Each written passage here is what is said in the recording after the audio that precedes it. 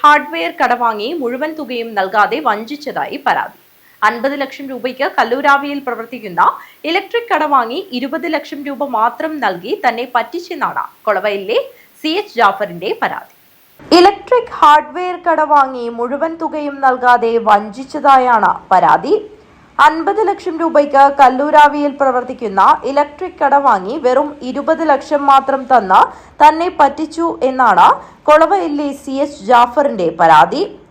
സംഭവത്തിൽ പ്രതിക്കെതിരെ ഹോസ്ദുർഗ് പോലീസിൽ പരാതി നൽകിയിട്ടും ഇയാൾ ഹാജരായില്ലെന്നും ജാഫർ വാർത്താസമ്മേളനത്തിൽ പറഞ്ഞു. കല്ലൂരാവിയിൽ 1.5 വർഷമായി ഒരു ഇലക്ട്രിക് ഷോപ്പും അതുപോലെ മെയിൻ്റനൻസ് വർക്ക് നടത്തിക്കൊണ്ടാണ്. എൻ്റെ പേര് ജാഫർ, ഇക്ബാൽ സ്കൂളിലാണ് താമസം. എൻ്റെ കീഴിൽ 10-15 പേര് മെയിൻ്റനൻസ് വർക്ക് ഉണ്ടായിരുന്നു. അപ്പോൾ കാഞ്ഞങ്ങാട് മൊത്തത്തിൽ അറിയപ്പെട്ട ഒരു കമ്പനിയായിരുന്നു. അതിൻ്റെ ഇടയിൽ എൻ്റെ ഉപ്പാൻ്റെ ജ്യേഷ്ഠൻ്റെ മകൻ CH നമുക്ക് സണ്ണഫ് ആഗ്രാജി ഇവ വന്നിട്ട് പെട്ടെന്ന് ഒരു വർഷത്തിന് ശേഷം എന്നോട് പറഞ്ഞ് ഞാൻ കുറച്ച് 50 ലക്ഷം രൂപ തരാം, നിങ്ങൾക്ക് കട എനിക്ക് എഴുതി തരണം. എഗ്രിമെൻറ്റ് കിട്ടിയ ഉടനെ എനിക്ക് ഓൾറെഡി ലോൺ പാസ്സായിട്ടുണ്ട്. ഞാൻ PWDയിലാണ് വർക്ക് ചെയ്യുന്നത്. അത് കിട്ടിയ ഉടനെ ക്യാഷ് തരാമെന്ന് ഞാൻ കൊടുത്തതാണ്. ഇന്നേക്ക് 3 മാസമായി. ഇപ്പോൾ ചോദിക്കുമ്പോൾ നേരം കൊണ്ട് ഭീഷണിയാണ്. ഇപ്പോൾ പാചകം തല്ലും, എൻ്റെ 16 വയസ്സായ മകനെ തല്ലും.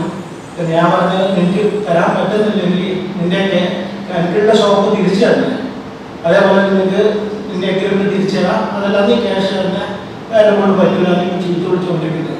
അതിന് 27 മാർച്ച് 27 പോലീസ് സ്റ്റേഷനിൽ കംപ്ലൈൻറ്റ് കൊടുത്തിട്ടുണ്ട്. അപ്പോൾ അവിടത്തേക്ക് വിളിച്ചാൽ അവൻ വരുന്നില്ല. അവനോട് വാറണ്ട് അവിടെ അവിടത്തേക്ക് വരുന്നില്ല.